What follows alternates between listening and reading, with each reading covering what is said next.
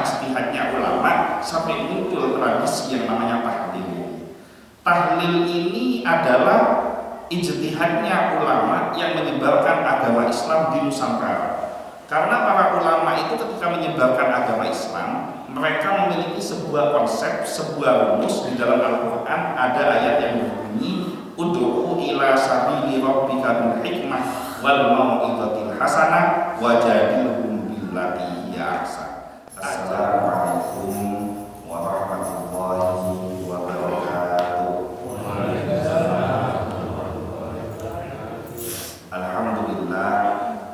Alhamdulillahilladzi anzala as-sakinata fi qulubil mu'minin liyazdadu imanan ma'a imanihim. Asyhadu an la ilaha illallah wahdahu la syarika lah wa asyhadu anna sayyidana Muhammadan abduhu wa rasuluh la nabiyya wa la rasula ba'da. Allahumma shalli wa sallim ala sayyidina Muhammad al-fatih lima uliqa wal khatimi lima sabaqa nasiril haqqi bil haqqi wal hadi ila siratikal mustaqim wa ala alihi haqqa qadrihi wa miqdarihil azim, amma ba'du. Kepada yang saya hormati para alim ulama, para kiai, para ustaz, para guru ngaji, para tokoh masyarakat, kepada yang saya hormati segenap takmir Masjid Rawdatul Jannah, hadirin hadirat yang mudah-mudahan semuanya dimuliakan oleh Allah Subhanahu wa taala. Mudah-mudahan perjumpaan kita pada pagi hari ini menjadi wasilah penyebar terkabulnya semua hajat dan keinginan kita, terhapusnya semua dosa-dosa kita, dan kita termasuk di dalam golongan umat yang mendapatkan syafaat dari Nabi Muhammad SAW. Hadirin hadirat yang dimuliakan oleh Allah, saya sangat bersyukur sekali pada pagi hari ini kembali hadir di masjid ini setelah kurang lebih sekitar hampir 3 tahun, Pak. Jadi pada waktu itu pernah mengisi kajian subuh di sini, kemudian dijadwalkan untuk khutbah Jumat, kemudian datanglah pandemi. Nah, setelah itu jadwal khutbah Jumat dibatalkan, dan alhamdulillah atas izin Allah kita diberikan kesempatan panjang umur dan berjumpa kembali di pagi hari ini. Semalam Ustadz Ihsan menelpon saya bahwa besok pagi ada kajian. Saya menanyakan, ini kajiannya besok pagi kajian apa? Karena umumnya kalau sebuah masjid menyelenggarakan kajian rutin, minimal ada kitab yang rutin dibahas. Nah, beliau menyampaikan tema terserah jenengan. Nah, ini paling repot kalau tema terserah ini. Nah, kebetulan saya sendiri ada kajian rutin di Bondowoso, itu setiap 2 minggu 1 kali. Nah, kajian rutin saya itu adalah kajian tafsir Ibnu Katsir. Alhamdulillah sudah berjalan kurang lebih sekitar 7 tahun. Ini sudah memasuki tahun yang ke-8. Nah, tadinya saya sempat berpikir untuk pagi hari ini saya ingin membahas tentang cuplikan kecil, bagian kecil dari kitab tafsir Ibnu Katsir. Nah, hanya setelah hadir di sini saya melihat jamaah yang hadir ternyata jamaah yang sangat luar biasa. Saya punya keyakinan pasti yang hadir di sini berasal dari latar belakang yang berbeda, berasal dari aliran atau paham yang berbeda, berasal dari organisasi keislaman yang berbeda. Maka menurut saya alangkah jauh lebih baiknya sebelum masuk ke tafsir Ibnu Katsir, lebih baik membahas tentang tujuan Nabi Muhammad SAW diutus ke dunia ini adalah untuk rahmatan lil alamin, membawa rahmat untuk sekalian alam. Nah, dalam sejarah perkembangan Islam mulai dari zaman Nabi Muhammad SAW hingga saat ini, umat Islam itu menurut Nabi kan al-Islamu ya'lu wa la yu'la alaih. Islam itu adalah agama yang superior. Islam itu adalah agama yang paling hebat. Islam itu adalah agama yang paling kuat, dan tidak ada satupun yang bisa mengalahkan Islam. Sehingga kalau melihat dari hadis ini saya mengambil kesimpulan bahwa Islam itu adalah agama yang tidak bisa dikalahkan. Islam itu adalah agama yang tidak akan pernah ditemukan kesalahannya. Dan Islam itu adalah agama yang tidak akan pernah bisa dihancurkan. Yang bisa dikalahkan, yang bisa disalahkan, dan yang bisa dihancurkan adalah umatnya. Umat yang bagaimana? Umat yang senantiasa mudah diadu domba, umat yang senantiasa dibuat berpecah belah karena dihantam dengan berbagai macam isu-isu perbedaan ibadah amaliyah. Nah, ini yang terjadi sejak zaman dahulu bahkan hingga saat ini. Kita seringkali dibenturkan dengan berbagai macam faham yang sebenarnya keseluruhannya memiliki dalil yang kuat, ada dasar yang kuat yang semuanya bersumber kepada Nabi Muhammad SAW.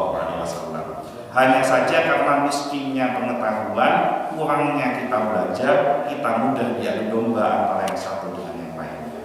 Bahkan untuk urusan ibadah sholat saja, itu dari awal sampai akhir bisa dibikin ribut.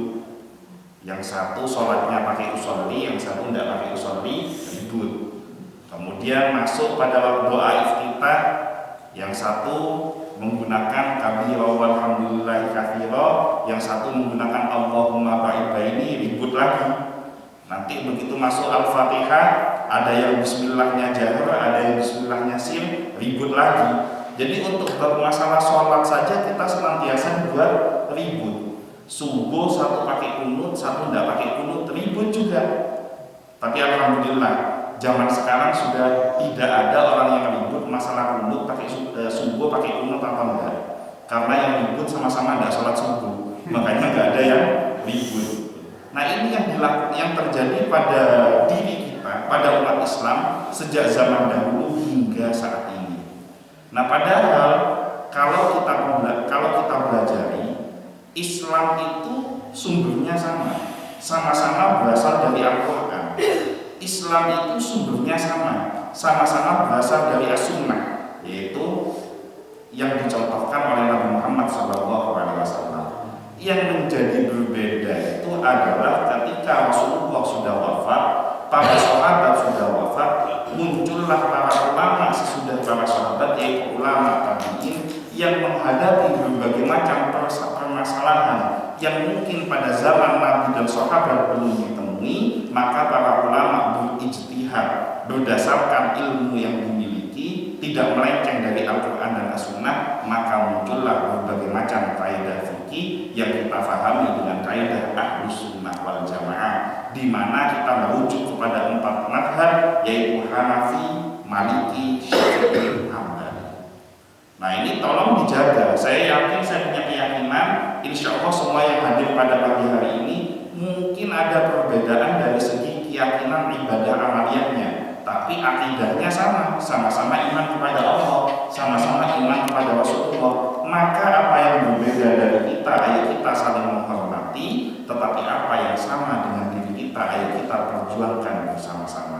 Saya punya keyakinan semua yang hadir pada pagi hari ini adalah orang-orang yang cinta kepada Allah, adalah orang-orang yang cinta kepada Rasulullah, adalah orang-orang yang berusaha untuk mengamalkan apa yang ada di dalam Al-Quran.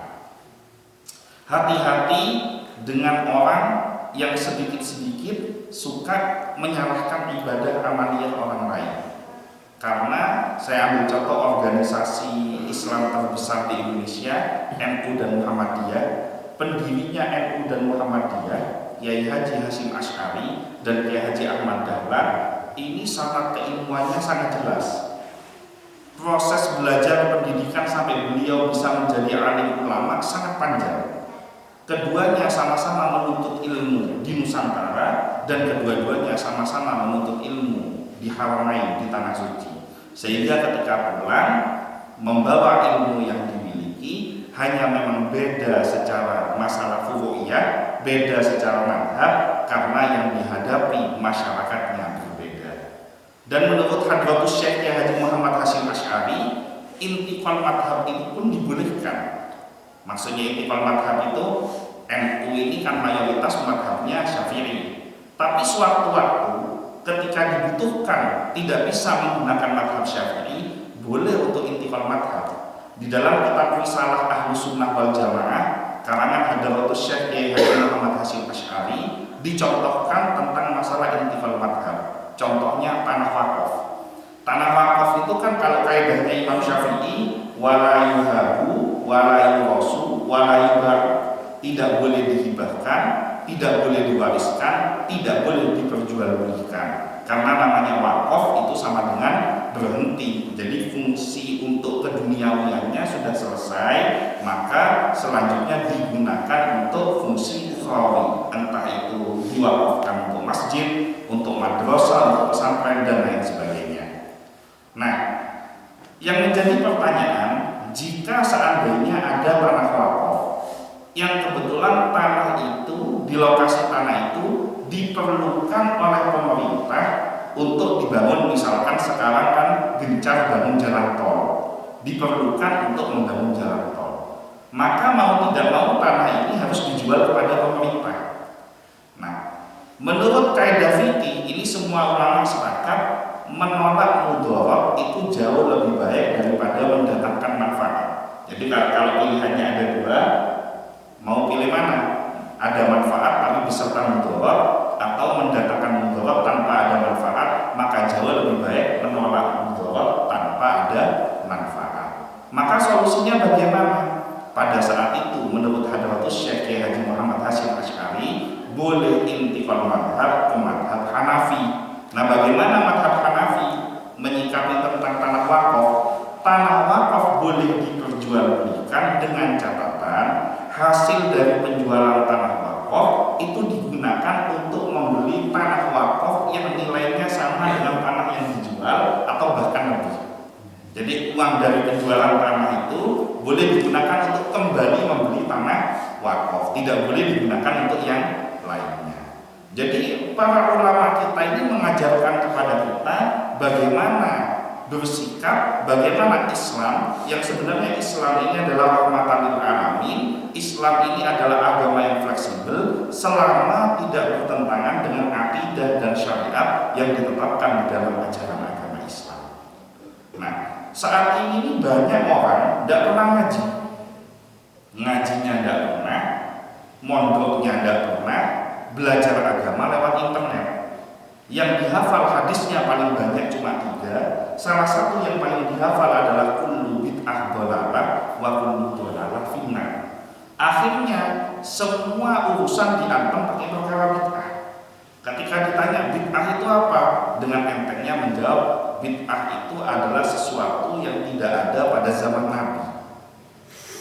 Nah, kalau seandainya pemahaman bid'ah itu adalah sesuatu yang tidak ada pada zaman Nabi, maka bisa dipastikan semua umat Islam yang hidup pada zaman ini banyak melakukan bid'ah.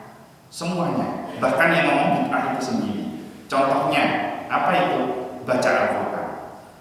Orang baca Al-Quran sekarang itu bid'ah. Kenapa kok bisa bid'ah? Coba kita lihat sejarah Al-Quran. Pada zaman Nabi Muhammad SAW, Al-Quran itu belum berupa mushaf. Al-Quran itu hanya berupa hafalan dan ditulis di lembaran-lembaran pelepah kurma, kulit kayu, atau tulang binatang. Nah, semua para sahabat ini banyak yang menghafal Al-Quran. Ketika Nabi Muhammad SAW wafat pada tahun 11 Hijriah, kepemimpinan digantikan oleh Abu Bakar As-Siddiq, muncullah 2 peperangan besar. Salah satunya adalah peperangan melawan nabi palsu dan kaum penolak membayar zakat, dan yang kedua adalah perang Yahud, di mana umat Islam melawan tentara Romawi. Nah, di dalam peperangan ini banyak para sahabat yang menghafal Al-Quran syahid, wafat di dalam pertempuran. Maka Umar bin Khattab menghadap kepada Abu Bakar As-Siddiq mengusulkan, wahai Abu Bakar, alangkah lebih baiknya kalau Al-Quran ini kita buat mushafnya. Kenapa? Karena para penghafal Al-Quran banyak yang wafat, khawatir Al-Quran ini nanti musnah. Sedangkan kita punya kewajiban untuk menjaga Al-Quran, kita punya kewajiban untuk terus melestarikan Al-Quran. Apa jawaban Abu Bakar As-Siddiq pada itu? Demi Allah wahai Umar, kalau demi Allah wahai Umar, hal ini tidak pernah dilaksanakan pada zaman Nabi. Membukukan Al-Quran itu tidak pernah dikerjakan pada zaman Nabi. Maka Umar bin Khattab menjawab, demi Allah wahai Abu Bakar,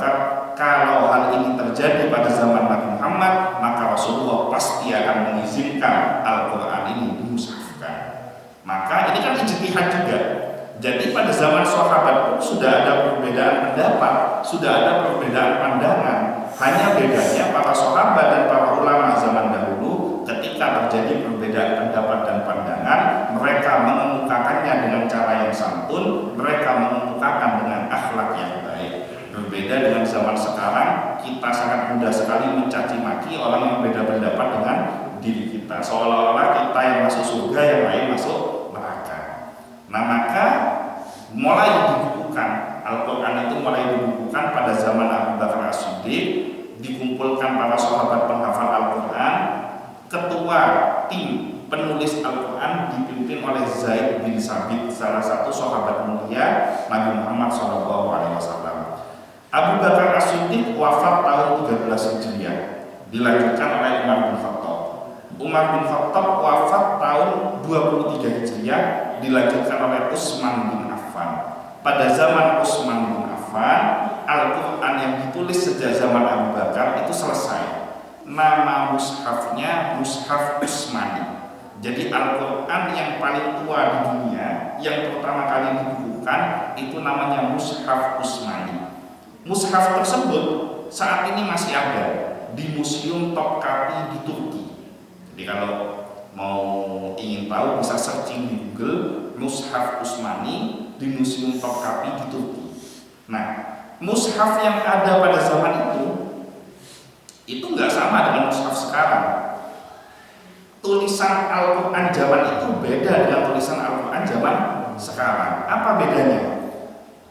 Contoh, huruf ba taksa. Kalau zaman dulu itu tidak ada titiknya. Kalau sekarang ada titiknya. Jadi ba titik 1 di bawah, ta titik 2 di atas, sa titik 3 di atas. Jim ha kha tidak ada titiknya. Dal dzal tidak ada titiknya. Semua tulisannya itu sama, tidak ada titik. Nah, maka kenapa kok tidak ada titik? Karena orang dulu kan orang Arab semua, pasti bisa baca semuanya. Nah, maka pada sekitar tahun 90-an, pada zaman dinasti Abbasiyah, muncul seorang ulama namanya Imam Abdul Aswad Ad-Duwali. Ketika melihat fenomena Islam sudah berkembang kemana-mana, banyak orang-orang ajam, orang-orang di luar bangsa Arab kesulitan untuk belajar membaca Al-Quran, maka Imam Abdul Aswad Ad-Duwali menciptakan yang namanya nutfah, menciptakan yang namanya titik. Nah, titik ini untuk memudahkan umat Islam belajar membaca Al-Quran. Jadi yang namanya ta ya titik 2 di atas, ba titik 1 di bawah, fa titik 3 di atas. Kalau seandainya pemahaman bid'ah itu adalah sesuatu yang tidak ada pada zaman Nabi, maka siapapun umat Islam zaman sekarang yang membaca Al-Quran kemudian hurufnya ada titik-titiknya, maka dia telah mengerjakan bid'ah. Ini belum selesai. Ketika Islam sudah berkembang tahun 180-an, memang sudah bisa membedakan tentang masalah huruf, tapi kesulitan untuk membaca. Kenapa? Karena tulisan Arabnya masih gundulan, tidak ada harokatnya. Jadi seperti anak mondok di pesantren, itu kan kalau ngaji kitab tidak ada harokatnya. Istilahnya kitab kuning, walaupun kertasnya ada warnanya putih, itu gundulan, tidak ada harokatnya. Nah, tahun 180-an ada seorang ulama namanya Imam Abdul Ahmad Al-Farahidi. Nah, ketika beliau melihat umat Islam di luar bangsa Arab kesulitan membaca Al-Quran karena tidak ada harokatnya, maka diciptakanlah yang namanya syakal, diciptakan yang namanya harokat. Maka di situ ada yang namanya fathah, ada yang namanya kasroh, dhamma, fathah, tan, kasroh, dan dhamma, tanwin, tasdid, dan selanjutnya berikutnya. Nah, maka kalau seandainya bid'ah itu ditafsirkan sesuatu yang tidak ada pada zaman Nabi, maka siapapun yang membaca Al-Quran pada zaman ini yang menggunakan harokat, maka dia telah melakukan bid'ah. Maka Islam ini agama yang sangat luas. Islam itu tidak boleh ditambah-tambahkan, tapi Islam juga jangan disempitkan. Kita harus mengkaji, kita harus belajar keilmuan yang jelas kepada guru-guru yang jelas, supaya pemahaman Islam kita ini tidak keliru. Bagaimana memahami bid'ah yang benar? Karena ternyata bid'ah itu tidak sesimpel yang kita pahami selama ini, bahwa tidak ada pada zaman Nabi. Nah, mungkin mengenai soal kajian bid'ah nanti akan ada waktu khusus, kalau Allah takdirkan, mudah-mudahan kita bisa berjumpa lagi. Nah, supaya kita tidak keliru pemahaman di dalam berilmu menuntut agama Islam, maka wajib hukumnya untuk memilih guru yang tepat. Jangan sampai keliru di dalam memilih guru. Kenapa? Karena kalau keliru memilih guru akan memiliki pemahaman Islam yang keliru. Sementara ada orang yang mengatakan begini, sudah tidak usah pakai guru-guruan, tidak usah pakai sanat-sanatan, tidak usah pakai kiai-kiaian, tidak usah pakai habib-habiban, tidak usah pakai guru, langsung saja kepada Allah dan Rasulnya. Ini ada yang model begini, langsung kepada Allah dan Rasulnya. Saya pernah tanya, Mas, yang dimaksud langsung kepada Allah dan Rasulnya itu bagaimana? Ya kalau ikut Allah, lihat Al-Quran. Kalau ikut Rasul, lihat hadis. Karena Al-Quran cerminan dari firman Allah, hadis adalah cerminan dari Rasulullah. Jadi tidak usah buru-buruan. Bahkan ada faham yang menolak sahabat, menolak para tabi'in. Pokoknya Allah dan Rasulnya. Nah saya tanya, kalau Al-Quran insya Allah kita sepakat Al-Quran yang dimaksud itu sama. Nah terus kalau hadis, Anda ini pakai hadis yang mana? Kalau saya itu kitab favorit hadis saya kitab Sahih Bukhari, kata beliau, kata orang ini, kitab Sahih Bukhari. Kenapa? Karena ini kitab hadis yang paling sahih. Kamu tahu nggak siapa itu Imam Bukhari? Ternyata dia nggak bisa jawab. Dia nggak tahu siapa Imam Bukhari. Maka saya beritahu, Imam Bukhari itu nama kecilnya Muhammad bin Ismail bin Ibrahim bin Mughirah bin Bardisbah al-Bukhara. Asalnya dari tanah Bukhara, sekarang Rusia, daerah Rusia. Belum masuk Uni Soviet. Nah beliau, Imam Bukhari, ini punya guru total ada 2000 orang. Gurunya ini banyak, total 2000 orang. Salah satu gurunya ada yang namanya Imam Ahmad bin Hanbal alias Imam Hambali. Imam Ahmad bin Hanbal ini gurunya juga banyak. Salah satu gurunya adalah Imam Muhammad bin Idris Asy-Syafi'i. Imam Syafi'i gurunya juga banyak. Salah satu gurunya adalah Imam Malik bin Anas atau Imam Maliki. Imam Maliki ini gurunya juga banyak. Salah satunya adalah Imam Nafi'. Imam Nafi' itu adalah khodam, pelayan, pembantunya Abdullah bin Umar. Bedanya khodam zaman dulu dengan zaman sekarang, kalau khodamnya kiai zaman dulu, kiainya wafat, khodamnya ikut berganti menjadi kiai. Jadi kalau dulu tuh khodamnya kiai, kiainya wafat, khodamnya ganti jadi kiai. Nah kalau sekarang ini banyak khodamnya kiai, kiainya wafat, khodamnya jadi gelandangan. Kenapa? Karena khodam yang sekarang tidak sama dengan khodam yang dulu. Oknum, bukan khodam secara keseluruhan, ya oknum. Khodam sekarang ini banyak yang menjual kiainya. Kiainya contoh ketika diundang dakwah tidak pernah menentukan tarif. Ikhlas dakwah karena Allah, bahkan tidak dibayar pun tetap akan hadir untuk berdakwah. Nah yang mau undang ini sungkan ngomong langsung ke kiainya, tanya ke khodamnya. Kalau mau undang kiai itu berapa biayanya? Dijawab sama khodamnya. Oh kalau kiai saya itu tidak pernah menentukan tarif, tapi kamu yang undang ya harus ngerti. Nah itu khodamnya yang ngomong, padahal kiainya tidak ngajarin seperti itu. Akhirnya terjadilah transaksi yang tidak diketahui oleh kiainya, sehingga nama kiainya jadi jelek karena dijual namanya oleh khodamnya. Makanya kalau khodam sekarang itu banyak yang jadi gelandangan setelah kiainya wafat. Nah kalau zaman dulu kiainya wafat ganti jadi ulama seperti Imam Nafi'. Ketika Abdullah bin Umar wafat, maka Imam Nafi' menjadi seorang ulama dan melahirkan seorang murid imam yang sangat besar, yaitu Imam Malik bin Anas, Imam Maliki. Nah Imam Nafi' ini otomatis berguru kepada Abdullah bin Umar. Abdullah bin Umar berguru kepada Nabi Muhammad SAW. Kalau kita tidak usah pakai sanat-sanatan, kalau kita tidak boleh menggunakan guru-guruan, harus langsung kembali kepada Allah dan Rasulnya, kemudian ditafsirkan dengan sangat singkat. Allah itu adalah Al-Quran, maksudnya cerminan dari Allah itu, firman Allah itu adalah Al-Quran. Kemudian cerminan dari contoh Nabi Muhammad adalah hadis, tapi hadis yang digunakan adalah hadisnya Imam Bukhari. Sementara Imam Bukhari ada gurunya dan sanadnya jelas bersambung kepada Nabi Muhammad SAW, maka sangat tidak masuk akal kalau ada orang mengatakan tidak usah pakai guru-guruan, langsung kepada Allah dan Rasulnya. Maka hati-hatilah di dalam memilih guru, pilih guru yang sangat sanad keilmuannya jelas. Insya Allah selama masih dalam koridor Ahlus Sunnah wal Jamaah, walaupun perbedaan pandangannya, ada perbedaan pandangan, ada perbedaan faham, selama masih Ahlus Sunnah wal Jamaah pasti sanad keilmuannya jelas. Salah satu contohnya adalah NU dan Muhammadiyah.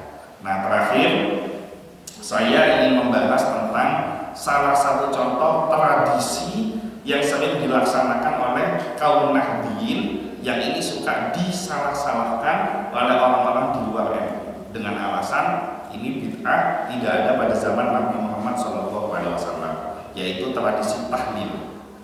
Tahlil ini kan sering dipermasalahkan ini. Nah, ini izinkan saya sedikit menyampaikan apa ijtihadnya ulama sampai muncul tradisi yang namanya tahlil. Tahlil ini adalah ijtihadnya ulama yang menyebarkan agama Islam di Nusantara. Karena para ulama itu ketika menyebarkan agama Islam, mereka memiliki sebuah konsep, sebuah rumus. Di dalam Al-Quran ada ayat yang berbunyi ud'u ila sabili rabbika bil hikmah wal mau'izatil hasanah wajadilhum billati hiya ahsan. Ajarlah orang-orang untuk menyembah kepada jalan Allah bil hikmah, dengan kebijaksanaan. Tidak boleh dengan salah menyalahkan, tidak boleh dengan mencaci maki. Wal mau'izatil hasanah, harus dengan kata-kata yang indah, harus dengan kata-kata yang baik, tidak boleh ada ujaran kebencian di dalamnya.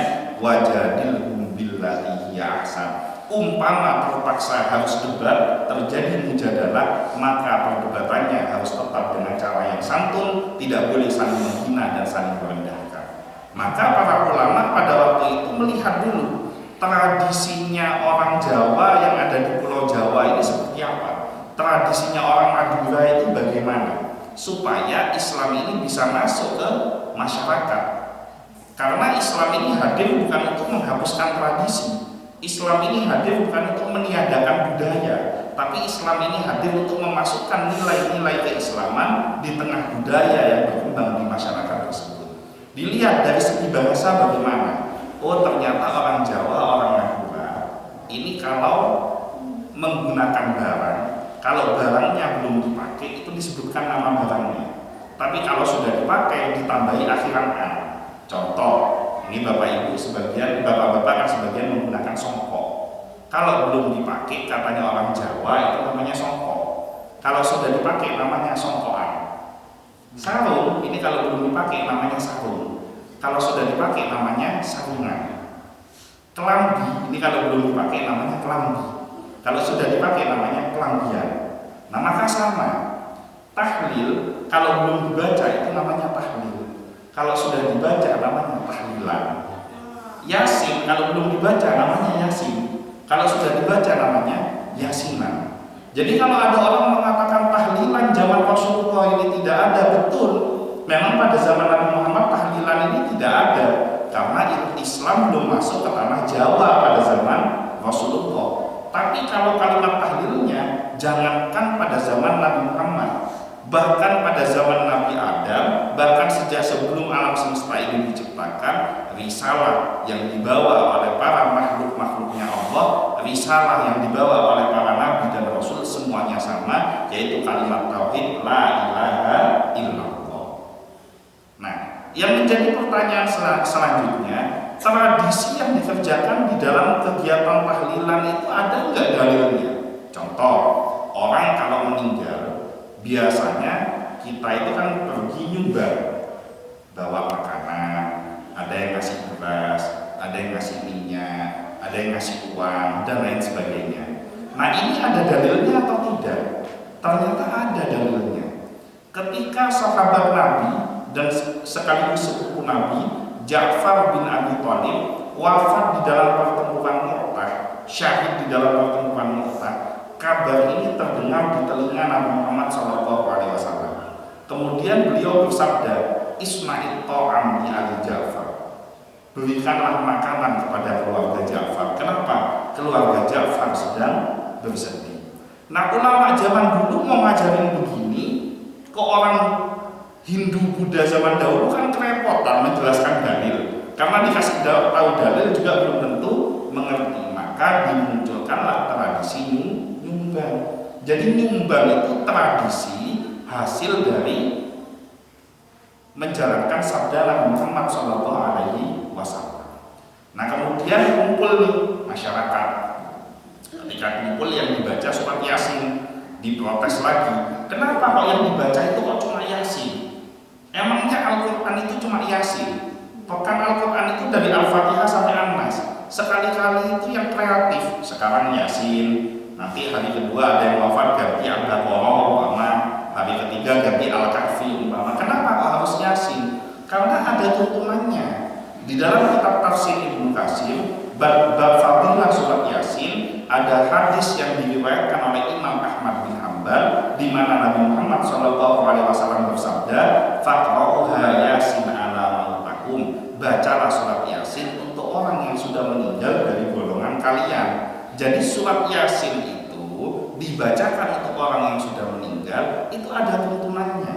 Bahkan di dalam kitab itu diterangkan kenapa kok harus baca surat Yasin. Man qara'a Yasin fi lailatin ghafarallahu dzunubaha fi asbara. Siapa yang membaca surat Yasin pada malam harinya, maka Allah akan mengampuni dosa-dosanya keesokan paginya. Maka kumpul para masyarakat membacakan surat Yasin untuk ahli kubur, itu tujuannya adalah memohonkan ampunan kepada yang sudah meninggal. Kemudian ada lagi protes, lo ngapain harus kumpul-kumpul? Kan baca di rumah masing-masing kan bisa. Rasulullah nggak pernah mengumpulkan orang Yasinan. Nah itu ada dalilnya juga. Apa dalilnya? Rasulullah bersabda, la yajtami ma'akum, tidaklah orang-orang yang kumpul, wa yad'u ba'duhum, ada satu orang yang berdoa, wa yu'aminuhum sa'ibuhum, yang lainnya mengaminkan, illa ajabahullah, melainkan pasti Allah akan mengabulkan. Maka kumpul-kumpul untuk mendoakan ahli kubur itu pasti salah satu doanya akan diterima oleh Allah. Karena ketika berkumpul umat Islam, satu berdoa, yang lain mengaminkan, maka pasti akan dikabulkan doa yang dipanjatkan. Yang terakhir, banyak sebenarnya yang bisa dibahas dari tahlil ini, tapi karena waktunya singkat, saya ambil yang paling terakhir. Terus itu orang yang susah. Kan orang meninggal itu paten itu kan kesusahan. Bikin acara tahlilan, ngasih makan ke jamaah. Ini orang susah kok ditambahin susah. Sudah kepaten kok suruh keluar uang ngopeni orang yang tahlilan kasih makanan. Ini kan memberatkan, ini tidak betul ini. Nah kata siapa ini tidak betul? Ini diajarkan pada zaman Nabi SAW. Seorang sahabat datang kepada Nabi mengadukan kepada Rasulullah, ya Rasulullah, ummi matat. Wahai Rasulullah, ibuku telah wafat. Afa atasaddaqu anha, bolehkah aku bersedekah untuk ibuku? Dijawab oleh Rasulullah, tasaddaq, bersedekahlah. Ditanya oleh sahabat, ayu afdhali shadaqatan, sedekah apa yang paling afdal? Dijawab oleh Rasulullah, saqiyul ma, memberikan minum kepada orang lain. Kenapa kok saqiyul ma? Karena di Jazirah Arab airnya susah pada zaman itu, sehingga ngasih minum itu adalah ibadah yang paling baik karena yang dibutuhkan air. Nah kalau di perumahan taman kampus jangan saqiyul ma, yang lebih dibutuhkan adalah makanan, sehingga sedekah makanan itu adalah sedekah yang paling afdol. Nah kalau seandainya Rasulullah mengatakan lah nggak boleh kamu bersedekah, maka sedekah untuk orang mati tentu dilarang. Tetapi hadis ini menunjukkan bahwa Rasulullah memerintahkan kita untuk tasaddaq, bersedekahlah untuk ahli kubur supaya pahala dari sedekah ini mengalir kepada ahli kubur. Sehingga tuan rumah yang menyelenggarakan tahlilan itu tujuannya adalah apa yang diberikan kepada jamaah, sedekahnya, pahalanya mengalir kepada para ahli. Maka kesimpulannya, monggo yang mau tahlilan, yang monggo tahlilan, yang tidak mau tahlilan dia juga tidak apa-apa, monggo tidak usah tahlilan. Yang jadi masalah itu adalah ketika yang tahlil dengan yang tidak tahlil ribut. Yang jadi masalah itu adalah ketika yang tahlil dengan tidak tahlil saling menyalahkan. Ini kan hanya masalah beda paham saja, bukan beda akidah. Banyak hal-hal yang jauh lebih penting yang harus kita perjuangkan bersama-sama. Bagaimana kemajuan umat Islam dalam bidang teknologi, bagaimana kemajuan umat Islam di dalam bidang keilmuan, bagaimana kemajuan umat Islam di dalam bidang perekonomian. Kita bisa mencontoh, misalkan kalau seandainya berkaitan dengan keilmuan dan perekonomian, kita bisa lihat Muhammadiyah, universitasnya hebat, masjidnya megah, pendidikannya hebat, keilmuannya hebat. Sekarang kalau bisa dikatakan NU dengan Muhammadiyah, kalau dalam urusan pendidikan universitas pasti menang Muhammadiyah, maka itu menjadi keunggulan yang dimiliki oleh Muhammadiyah, dan itu adalah kekayaan Islam pada umumnya. Tapi kita juga tidak bisa mengesampingkan NU dengan kegiatan dengan metode dakwah tradisionalnya, mengurusi orang-orang yang ada di pedalaman, mengurusi orang-orang yang awam tentang ilmu agama, mengurusi orang-orang yang mungkin tidak intelektual secara SDM rendah, dimasukkan nilai-nilai ketauhidan sesuai dengan pemahaman masing-masing. Maka itu adalah keistimewaan yang dimiliki oleh NU, dan itu keistimewaannya umat Islam. Maka terakhir kita mengambil kaidahnya Umar bin Khattab, walana a'maluna walakum a'malukum. Amalku adalah urusanku, amalmu adalah urusanmu. Apa yang beda tidak usah diributkan, tapi apa yang sama ayo kita perjuangkan bersama-sama, karena masih banyak hal penting yang harus kita kerjakan bersama ketimbang kita ribut masalah-masalah yang tidak diperlukan. Mungkin itu saja yang bisa saya sampaikan. Terakhir kita tutup dengan membaca surat Al-Fatihah dan doa. Al-Fatihah yang pertama kita khususkan untuk seluruh umat Islam yang hadir pada pagi hari ini. Mudah-mudahan setiap hajat dan keinginannya dikabulkan oleh Allah, semua dosa-dosanya diampuni oleh Allah. Kalau ada yang diuji dengan penyakit, mudah-mudahan sakitnya segera disembuhkan. Kalau ada yang diuji dengan kesulitan ekonomi, mudah-mudahan diberikan rezeki yang banyak dan barokah. Hutang-hutangnya segera dilunaskan, dijauhkan dari rezeki yang haram, dijauhkan dari riba, diwafatkan dalam keadaan husnul khatimah, berjumpa dengan Nabi Muhammad SAW. Al-Fatihah. A'udzubillahi minasyaitonir rajim. Bismillahirrahmanirrahim.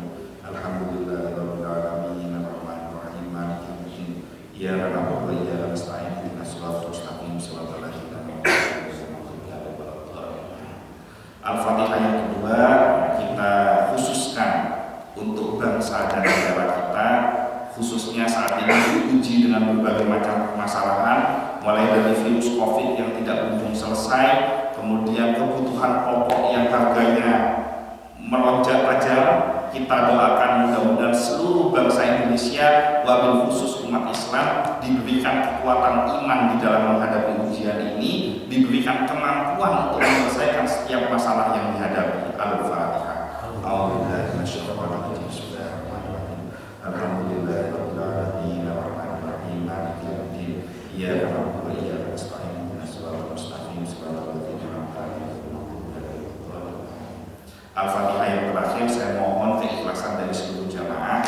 Saat ini saya sedang dalam proses perjuangan membangun pondok pesantren di Desa Gentong, Kecamatan Tanah Krocok, Kabupaten Bondowoso. Mudah-mudahan barokahnya surat Al-Fatihah yang dibaca oleh seluruh jamaah yang hadir pada pagi hari ini menjadi penyebab dikabulkan oleh Allah, bangunan pesantren segera berdiri, bisa mencetak generasi yang mensiarkan agama Islam, yang mensiarkan sunnah Nabi Muhammad SAW. Al-Fatihah. A'udzubillahi minasyaitonir rajim. Bismillahirrahmanirrahim.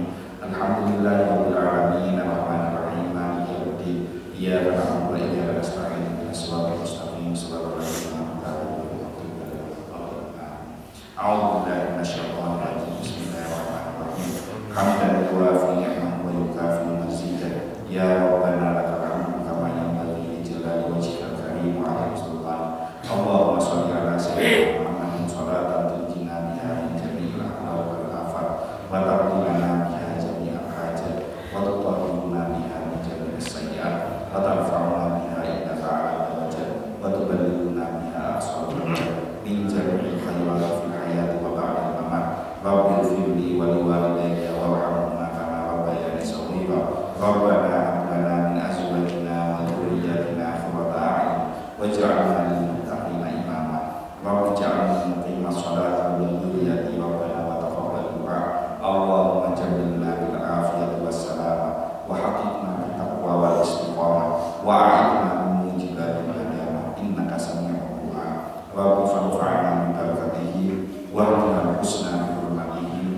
amitna fi qawlihi wa mu'afatihim min fitan. Rabbana atina fid dunya hasanah wa fil akhirati hasanah wa qina adzabannar. Subhana rabbika rabbil izzati amma yasifun wa salamun alal mursalin walhamdulillahi rabbil alamin. Al-Fatihah.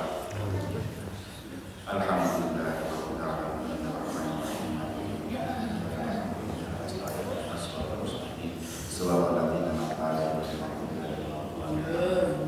Terakhir informasi untuk seluruh jamaah, kajian pagi hari ini diupload di channel YouTube Ustadz UCH.